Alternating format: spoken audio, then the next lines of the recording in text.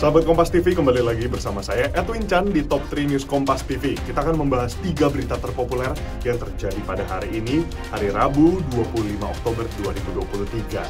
Langsung kita lihat ke berita yang pertama. Presiden Joko Widodo pada Rabu pagi resmi melantik Andi Amran Sulaiman sebagai Menteri Pertanian Kabinet Indonesia Maju sisa masa jabatan 2019 hingga 2024. Amran Sulaiman secara resmi menempati posisi Menteri Pertanian setelah politisi Partai Nasdem Syahrul Yassin Limpo ditetapkan tersangka oleh Komisi Pemberantasan Korupsi. Sebelumnya, Andi Amran Sulaiman kembali menempati posisi Menteri Pertanian setelah sebelumnya pernah menempati posisi yang sama pada Kabinet Kerja Joko Widodo dan Yusuf Kala periode 2014 hingga 2019. Demi Allah saya bersumpah. Demi Allah saya bersumpah. Bahwa saya akan setia kepada Undang-Undang Dasar Negara Republik Indonesia tahun 1945 serta akan menjalankan segala peraturan perundang-undangan dengan seluruh-seluruhnya demi dharma bakti saya kepada bangsa dan negara.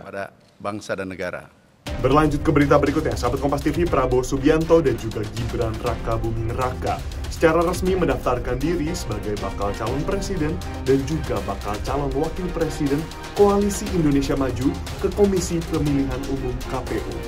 Pasangan Prabowo Gibran menjadi pasangan calon ketiga yang mendaftarkan diri ke KPU setelah sebelumnya pasangan Anies Imin dan Ganjar Mahfud mendaftarkan diri pada tanggal 19 Oktober lalu. Ketua KPU RI Hasyim Asyari menerima dokumen syarat calon presiden dan calon wakil presiden dari pasangan Prabowo Gibran dan telah menyatakannya lengkap. Kesempatan pendaftaran bakal pasangan calon presiden wakil presiden oleh pimpinan gabungan partai politik itu adalah menyampaikan dokumen syarat pencalonan dan syarat calon. Nah, untuk kesempatan ini yang kami jadikan ukuran itu hanya satu, apakah dokumennya sudah lengkap atau belum. Dan berdasarkan informasi dari tim di Kesekjenan KPU melalui silon, dokumen syarat pencalonan dan syarat calon dinyatakan lengkap.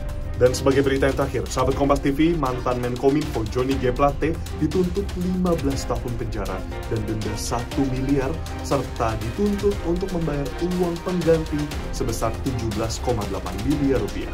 Sidang perkara korupsi BTS Kominfo yang dilakukan oleh mantan Menkominfo Johnny G. Plate digelar pada hari ini di Pengadilan Tipikor Jakarta Pusat. Dalam agenda tuntutan yang dibacakan oleh Jaksa Penuntut Umum, Johnny G. Plate dituntut 15 tahun penjara dan denda sebesar 1 miliar rupiah, serta dituntut membayar uang pengganti sebesar 17,8 miliar rupiah. Dua, menjatuhkan pidana pokok terhadap terdakwa Johnny G. Plate berupa pidana penjara selama 15 tahun dikurangi selama terdakwa berada dalam tahanan dengan perintah agar terdakwa tetap ditahan di rutan.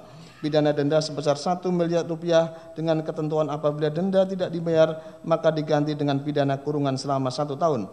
3. Menjatuhkan pidana terhadap terdakwa untuk membayar uang pengganti kepada negara sebesar 17.848.308.000 rupiah. Dan itulah dia sahabat Kompas TV, 3 berita terpopuler yang terjadi pada hari ini. Saya Edwin Chan pamit undur diri, sampai jumpa di Top 3 News Kompas TV berikutnya. Jangan lupa untuk berikan like, komen, dan juga share berita ini kepada kerabat dan keluarga semua. Dan yang terakhir, jaga terus kesehatan Anda. Sampai jumpa.